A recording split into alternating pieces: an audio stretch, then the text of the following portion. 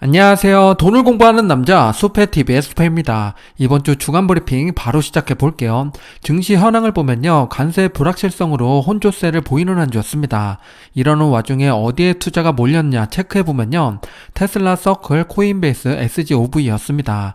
여전히 테슬라 매수가 많았고요. 금액과 차트는 뒤에서 보겠습니다. 마지막 이슈 러시에서는 S&P 500이 시원하게 오르는 동안에 소외됐던 S&P 600을 점검해 보겠습니다.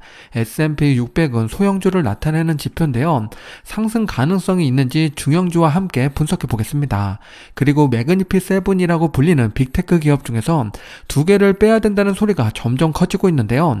과연 어떤 종목인지 그리고 새롭게 대체되는 두 개의 기업은 뭔지 살펴보겠습니다. 시작 전에 이런 영상을 계속 받아보고 싶으시다면 구독과 좋아요 그리고 따뜻한 댓글 부탁드립니다.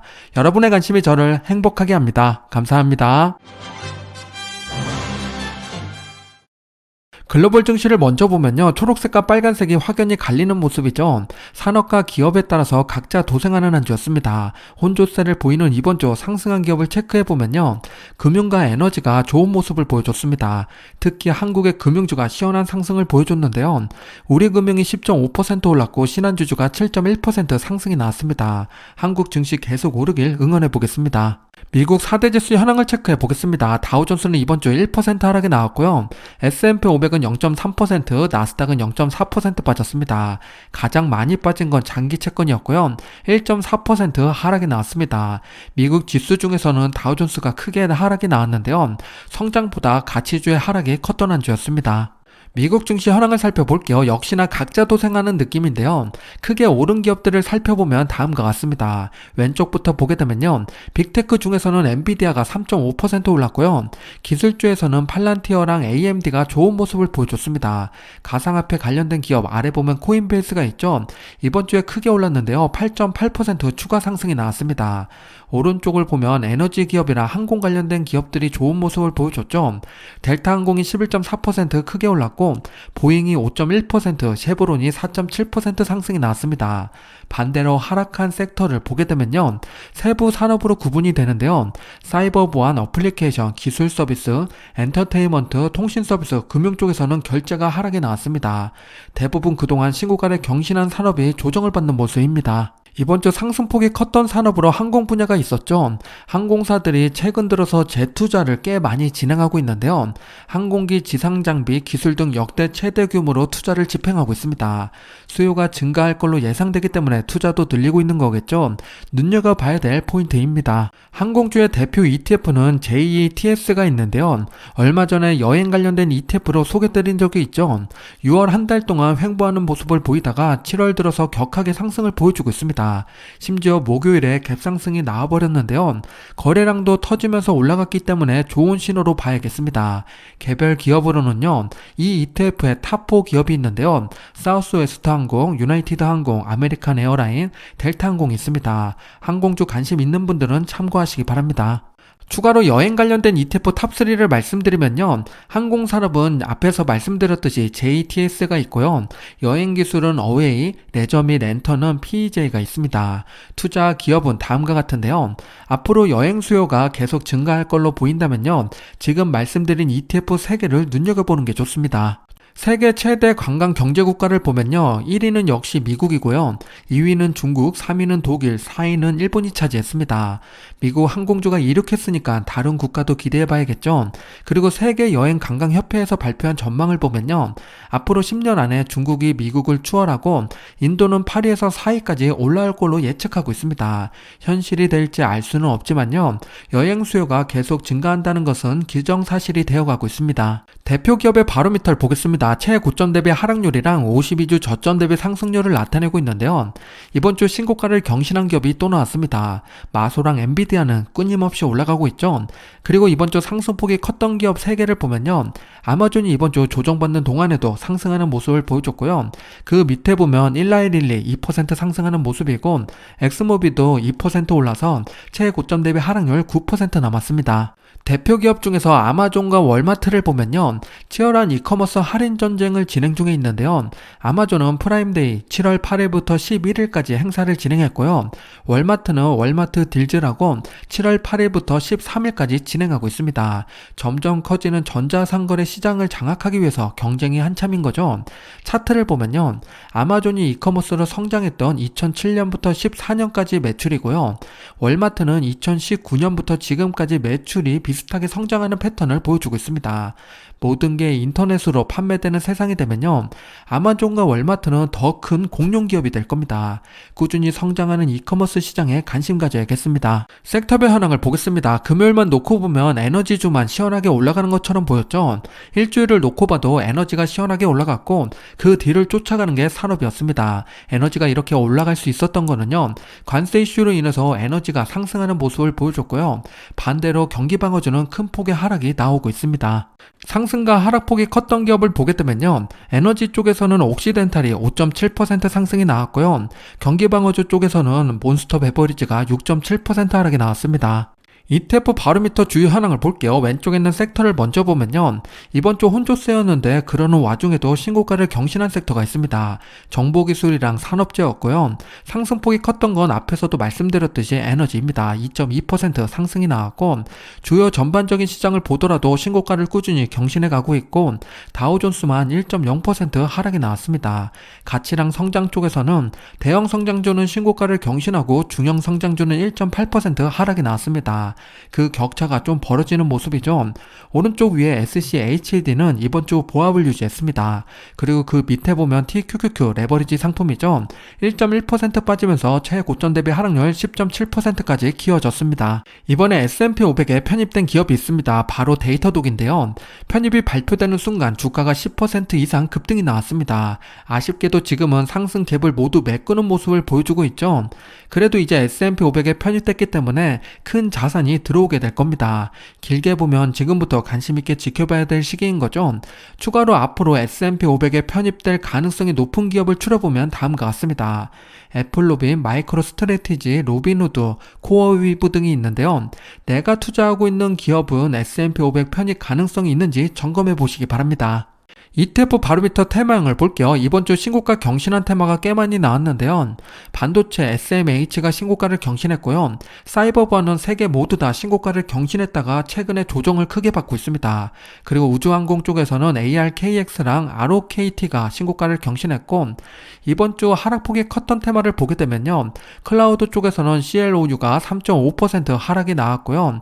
원전 쪽에서는 URNM이 2.7% 빠졌습니다. 그리고 ESPO도 1.5% 하락하는 한 주였습니다. ETF 바로미터 기업편을 볼게요. 왼쪽에 있는 성장주를 보게 되면요. 최고점 대비 하락률 10% 넘는 기업이 하나 더 늘었습니다. 코스토코가 최고점 대비 하락률 딱 10%가 됐죠. 이번 주에 조정을 받았습니다. 그리고 애플은 1.1% 추가 하락이 나왔고 구글은 0.4% 올랐고 테슬라도 거의 보합을 유지했습니다. 가운데로 넘어와서 성장주를 제외하고 가치주를 보게 되면요. 버크셔는 이번 주 1.7% 빠졌고요. 존슨앤존슨은 0.5% 올랐고 유나이티드 헬스는 0.7% 빠졌습니다. 엑슨모빌은 2.6% 상승이 나왔고 JP모건은 그동안 신고가를 경신했는데 이번 주 3.1% 하락이 나왔습니다. 그리고 오른쪽으로 넘어와서 SCHED가 투자하고 있는 기업들이죠. 여기서 큰 폭으로 오른 기업도 있지만 큰 폭으로 하락한 기업들도 나오고 있습니다. 쉐보론이 3.7% 올랐는데 거의 그만큼 버라이즌이 빠져버렸죠. 3.1% 빠졌습니다. 알트리아가 2.1% 빠지고 에브비는 1.4% 상승이 나왔습니다. 주요 시장지표 3가지를 보겠습니다. WTI를 먼저 보면요. 이번 주 1.69 올라서 68.45가 됐고 10년물 국채금리를 보게 되면 0.084 올라서 4.412가 됐습니다. 환율을 체크해 보면요. 1380원이 됐죠. 이번 주에만 17원이 올랐습니다. 그래서 지금은 3개 지표 모두 다 상승하는 한 주였습니다. 주가와 환율을 함께 넣고 보면요. S&P 500이 이번 주 0.2% 하락이 나왔지만요. 환율이 다행히도 1.2% 상승이 나왔습니다. 우리 계좌는 가만히만 갖고 있어도 1% 상승하는 안주였습니다. 시간이 지날수록 달러의 지배력이 줄어들고 있어서 걱정하시는 분들 많으실 것 같은데요. 최근 들어서 특이한 현상이 벌어지고 있어서 가지고 왔습니다. 지금 보고 계신 것은 전 세계 총액에서 달러가 차지하는 비중인데요. 국제 결제에서 50%이고 외환 보유액이 58%나 됩니다. 큰 비중이지만 많이 줄어드는 모습이죠. 그런데 새롭게 등장한 스테이블 코인을 보게 되면요. 99%는 미국 달러에 고정되어 있습니다. 미국채와 연동되어 있기 때문이죠. 다시 달러의 지배력이 상승할 원동력이 생기고 있습니다. 처음에는 달러를 대체할 자산이라고 가상화폐가 등장했었는데요. 이제는 달러를 보완해주는 역할로 변화하는 모습입니다. 투자에 참고하시기 바랍니다. 이번 주 거래량 탑5를 보겠습니다. 1위부터 5위까지 보고 계시는데요. 이번 주 1위는 TSLL 테슬라 2배 레버리지 상품입니다. 1,704억 원의 순매수가 들어왔는데요. 정말 큰 매수가 테슬라에게 꾸준히 들어가고 있습니다. 서클의 매수세는 조금 주춤하는 모습을 보여주고 있는데요. 그래도 여전히 매수세가 있습니다. 658억 원의 순매수가 들어왔고요. 그 밑으로 보면 코인베이스 552억 원이고 테슬라 커버드 콜 오랜만에 나왔습니다. 342억 원, 그리고 초단기 채권 333억 원의 순매수가 들어왔습니다. 거래량이 가장 많았던 테슬라 차트를 보겠습니다. 왜곡을 줄이기 위해서 본주를 가지고 왔고요. 조금 아쉬운 것은 상승 채널에서 벗어나 다시 횡보로 바뀌었습니다. 바닥에서 상승까지는 좋았는데 고점에서 한 단계씩 내려가고 있죠. 최근 하락으로 상승 추세가 꺾여버렸습니다. 다시 방향을 바꿀 만한 이슈가 등장해야 움직일 것 같은데요. 당분간은 박스권에서 움직일 가능성이 높아졌습니다. 테슬라는 길게 보고 접근하는 게 좋겠습니다. AI 분야에서 역시 최강자는 챗GPT죠. X와 트래픽 증가율을 비교해보면요. 올해 4월에 처음으로 챗GPT가 X를 넘어섰다고 합니다. 예전 트위터는 이제 성장성이 더딘 모습인데요. XAI가 열심히 분발해야 될 이유가 여기 하나 더 생겼습니다. 이걸 알고 있는 일론 머스크는 야심차게 그로포를 출시한 거죠. 여기에 테슬라의 로보택시가 결합되면 어떻게 될까요? 로보택시 속에서 그룹과 대화하는 순간이 곧 올 것 같습니다. 아마 유료 구독 서비스를 진행할 텐데요. 매출 증가의 원동력이 될 수 있습니다. 우버와 웨이모의 사용자 증가량을 보면요. 왼쪽 우버는 2021년부터 다시 증가하는 모습을 보여주고 있고요. 오른쪽 웨이모는 2024년 6월부터 격하게 증가했습니다. 웨이모의 높은 성장성을 보면요. 자율주행 기술이 점점 더 주요 산업으로 자리 잡고 있음을 검증해주고 있습니다. 테슬라의 로보택시는 이에 편승하겠죠. 가격 또한 매력적이기 때문에 더 가파른 성장이 기대되는 요즘입니다. 다음 주면 오스틴 내에서 차량 수를 늘린다고 하는데요. 유심히 지켜봐야겠습니다. 그래서인 걸까요? 개인 투자자의 비중이 가장 높은 게 테슬라인데요. 아이폰을 직접 경험한 사람들이 애플에 많이 투자했듯이 이번에는 테슬라에 투자하는 개인들이 많아졌습니다. 당연히 이 중에 국내에 투자하는 개인 투자자분들도 여기에 계실 것 같은데요. 하지만 글로벌 전체적으로 보면요. 자율주행을 경험한 테슬라 오너들이 주주로 전환된 결과가 38%를 만든 게 아닐까 생각이 듭니다. 테슬라의 현주소를 냉정하게 바라보면요. 왼쪽 전기차 판매량은 꾸준히 늘고 있습니다. 하지만 오른쪽 테슬라의 수익은 감소하고 있는 상황이죠. 주식은 꿈을 먹고 자라지만 실적이 받쳐주지 못하면요. 상승의 브레이크가 걸리게 됩니다. 로보택시랑 구독 서비스가 솔루션이 될지 지켜봐야겠습니다. 추가로 재미난 칼럼이 있어서 하나 가지고 왔습니다. 트위터 창업자이자 블로그의 CEO 잭도시가 새로운 앱을 개발했는데요. 그건 바로 블루투스 메시징 앱입니다. 인터넷이 연결되지 않아도 메시지를 주고받을 수 있는 어플인데요. 블루투스는 옛날 기술이라고 생각했는데 정말 신박했습니다. 1분 1초라도 인터넷이 안 되면 정말 답답한 게 요즘이죠. 혹시라도 그런 상황이 왔을 때도 대화를 할 수 있는 어플이니까 놀라운 겁니다. 블루투스 기기의 출하량을 체크해보면요. 최근 3년 동안 정체된 걸 알 수가 있죠. 하지만 이제부터 다시 제2의 전성시대가 열릴 거라고 합니다. 잭도시는 이를 예견하듯이 블루투스 어플을 내놨는데요. 앞으로 블루투스 기기 시장이 얼마나 성장할지 지켜보겠습니다. 오늘의 메인 주제 M7을 대체할 기업이 무엇인지 살펴보겠습니다. 칼럼을 보면 빅테크 7개 기업 중에서 2개를 바꿔야 된다고 이야기하는데요. 그 기업은 바로 애플과 테슬라입니다. 제 아내는 말이 안 된다고 이야기하는데요. 애플은 발톱을 숨기고 있는 호랑이라고 이야기합니다. 그런데 저는 그 발톱이 이미 빠진 거 아닌가 생각이 드는데요. 이제는 새로운 발톱을 찾아서 껴야 되는 상황입니다. 이렇게 빅테크를 바라본 투자자의 생각은 모두 다 다르실 텐데요. 그런 칼럼에서 시장에서 새롭게 추가해야 된다고 하는 기업은 어딜까요? 그건 바로 브로드컴이랑 오라클입니다. 저는 여기에 팔란티어가 껴야 되지 않나 생각이 드는데요. 그럼 지금부터 매그니피 세븐이랑 후보 기업 3개를 합해서 총 10개 기업을 함께 놓고 비교해 보겠습니다. 과연 10개의 기업이 10년 뒤에 누가 살아남을지 지금부터 검토해 보겠습니다. 우선 가볍게 기업의 시가총액을 먼저 보면요. 독보적인 기업은 역시 엔비디아죠. 애플은 1위였는데 3위까지 밀려난 상태입니다. 이러니까 교체해야 된다는 이야기가 나오는 거죠. 밑으로 내려가 보면요. 후보 기업 중에서 브로드컴은 이미 테슬라를 앞질렀습니다. 브로드컴이 최근에 많이 올랐다고 이야기하지만요. 시총으로 보면 상위권에 들어가려면 3배는 더 올라야 됩니다. 두 번째로 돈을 얼마나 잘 벌고 있는지 매출을 체크해 볼게요. 압도적인 1위는 아마존이죠. 다다익선의 끝판왕답게 남다른 매출을 보여주고 있습니다. 상대적으로 보면 메타가 생각보다 매출이 적은 걸 알 수가 있죠. 그리고 후보 기업을 보면 역시나 규모가 작다 보니까 아직은 매출이 작은 모습을 보여주고 있습니다. 세 번째로 실제로 돈을 얼마나 챙기고 있는지 순이익을 체크해 볼게요. 메타가 압도적인 1위인데요. 재미난 것은 앞에서 메타의 매출이 정말 작았는데 순이익은 제일 높습니다. 그만큼 많이 남긴다는 이야기겠죠.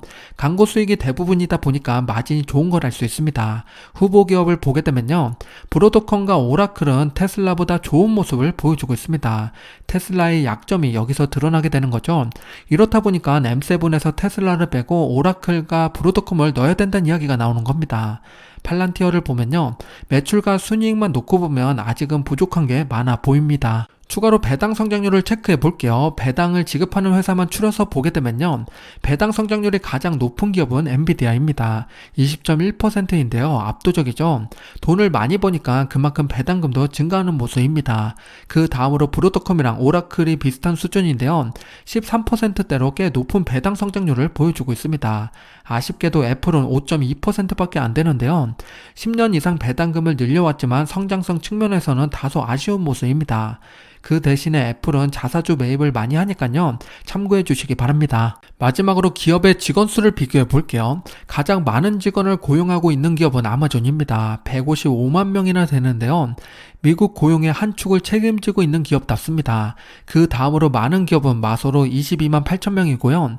오라클이 생각보다 많은데요. 16만 2천 명입니다. 적은 기업을 보게 되면요. 엔비디아는 3만 6천 명, 브로드컴은 3만 7천 명, 팔란티어는 4천 명입니다. 맨파워로 보면 엔비디아가 압도적이죠. 직원 수와 순이익 측면에서 보면요. 넥스트 엔비디아는 브로드컴과 팔란티어가 유력해 보입니다. 두 개 기업의 매출 구조를 보면요. 브로드컴은 반도체 솔루션이랑 인프라 소프트웨어로 구성되어 있습니다. 팔란티어는 상업용, 정부용 두 가지로 나누게 되죠. 이 중에서 AI 매출을 추려보면 24% 대 30%입니다. 팔란티어는 모두 AI라고 해도 무방하지만요. AI 플랫폼만 추려보면 30% 정도가 됩니다. 짧게 보면 브로드컴이 빅테크가 될 가능성이 높은데요. 길게 보면 팔란티어가 더 매력적으로 보입니다. 우리 구독자분들은 어느 기업이 넥스트 빅테크 기업이 될 것 같으신가요? 댓글 남겨주시면 더 많은 쪽을 공부해서 말씀드려 보겠습니다. 지금의 빅테크 기업들을 보면 절대 무너지지 않을 것 같은 생각이 들기도 하는데요. 하지만 사람의 생명처럼 기업도 생명이 있습니다. 1986년과 지금의 기업을 교집합을 해보면요. 딱 8개의 기업만 살아남아 있습니다. 생존 편향 때문에 상폐된 기업들은 보지 못하는 것 뿐인 거죠. 결국 대부분의 기업은 사라지게 됩니다. 빅테크 기업도 결국 교체될 수밖에 없는데요. 과연 어느 기업이 살아남게 될까요? 복잡한 투자가 싫다면 지수에 투자하는 것도 방법이 됩니다. 그래서 저는 S&P 500이랑 나스닥 100을 참 좋아하는데요. 시총의 무게만큼 알아서 종목을 교체해 줍니다. S&P 500 이야기가 나왔으니까 한 가지 더 짚고 넘어가겠습니다. 열심히 달려온 S&P 500 앞으로도 더 계속 오를까요? 아니면 다른 변화가 찾아오게 될까요? 지금 시점에서 어떤 포지션이 좋은지 점검해 보겠습니다. 점검에 앞서서 미국 증시를 크게 세 가지로 나눠서 보면요. S&P 500, S&P 400, S&P 600이 있습니다. S&P 500은 우리가 잘 알고 있듯이 미국에 상장된 우량한 기업 500개를 모아놓은 지수고요. S&P 400은 중형주 400개를 모아놓은 지수입니다. S&P 600은 소형주 600개를 모아놓은 지수인데요. 각각 대표 ETF는 다음과 같습니다. 최근 5년간 세 개의 지수가 어떻게 움직였는지 보겠습니다. 차트를 보면요. 2021년 2010년부터 22년도까지는 대형주보다는 소형주가 더 크게 올라갔었죠. 그러다가 2023년에는 모두 같이 떨어졌습니다. 그래서 종합적으로 같아지는 모습을 보이다가요.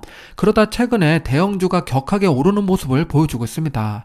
과연 이 형국이 계속 유지될까요? 이 차트를 최근 3년으로 확대해 보겠습니다. 이렇게 놓고 보니까 대형주가 원래 잘 나가는 것처럼 보이는데요. 수익률을 보면요. S&P 500이 63% 상승하는 동안에 소형주 S&P 600은 22%밖에 오르지 못했습니다. 수익률이 거의 3배나 차이가 나는데요. 차트만 봐도 알 수 있듯이 대형주와 중소형주의 간격이 크게 벌어진 상황입니다. 실제로 PER 배수 격차도 수십 년 만에 가장 넓게 벌어져 있고요. 밸류에이션 격차도 역대급으로 벌어진 상태입니다. 그럼 여기서 평균 회귀를 하게 된다면 둘 중에 하나가 내려오거나 올라가야 되겠죠.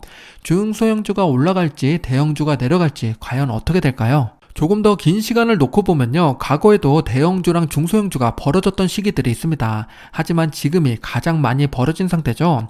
중소형주 주가를 보면 4년 정도 박스권에서 움직이고 있습니다.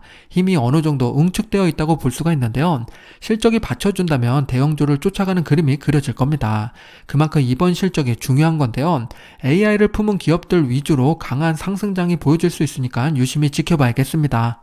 마지막으로 블룸버그에서 나온 칼럼이 있어서 하나 가지고 왔습니다. S&P 500 ETF가 새롭게 출시됐다고 하는데요. 세금 회피 전략으로 배당금을 받지 않는 ETF라고 합니다. 배당 소득세를 내지 않아도 되는 S&P 500이 등장한 건데요.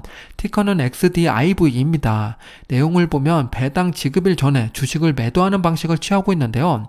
배당금에 따른 세금을 최소화하는 데 초점을 맞춘 ETF입니다. 별의별 ETF가 다 나온다고 생각도 들지만요.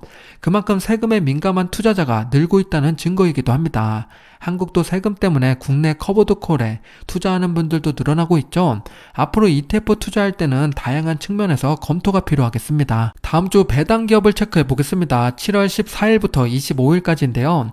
에버투, 에브비, P&G, 캐터필러, 로우스가 있습니다. 배당 투자자분들 참고하시기 바랍니다. 다음 주 주요 일정을 말씀드리겠습니다. 실적 발표하는 기업들이 꽤 많죠. 주요 기업을 보면요. 15일에는 JP모건, 16일에는 ASML, 17일에는 넷플릭스랑 TSMC가 있습니다. 그리고 경제지표는 15일에 CPI, 16일에 PPI가 발표되는데요.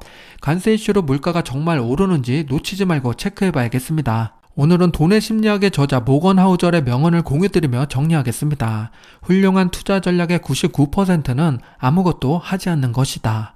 손가락 잘못 눌려서 안타까운 일이 없도록 조심하자고요. 오늘 영상이 마음에 드셨다면 구독과 좋아요 부탁드립니다. 즐거운 주말 행복한 시간 보내세요.